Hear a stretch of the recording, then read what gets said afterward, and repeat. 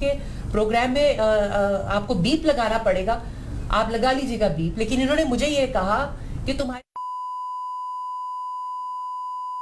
चौक में, मैं तो इसको एक रेप थ्रेट के तौर पर लेती हूँ एजाज साहब। इन्होंने मुझे कहा कि तुम्हें मार दूंगा, तुम्हें मारूंगा, तुम बाहर निकलो, तो मैं इसे डेथ थ्रेट के तौर पर लेती हूँ।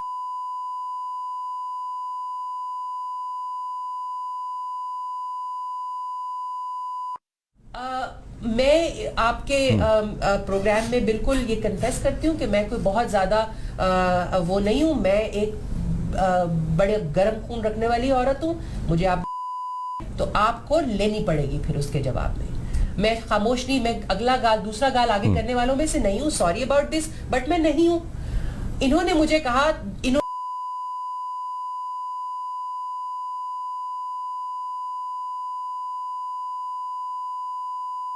सकती थी वो ये बैठे हुए मसरूर साहब, इन्होंने वो मैंने कहा ये जो सब कुछ आप मुझे कह रहे हैं ये आपकी वालिदा और आपकी बेटी होगी। इसने मुझे दोबारा कहा, ये जरूर मैंने कहा। इसके अलावा हम में से किसी ने इनको ये सरासर गलत बयानी कर रहे हैं। और मसरूर साहब ने तो बिल्कुल इनको जब इन्होंने मसरूर साहब को कहा मैं तुम्हें मारूंगा, तो मसरूर साहब ने कहा कि बी माई गेस्ट, मतलब अपने अल्फाज में उन्होंने कहा जी हमने भी चूड़ियां नहीं पहनी हुई, आप करके तो देखें। उसके बाद ये मसरूर साहब से रुख मोड़ के मेरी तरफ आ गए।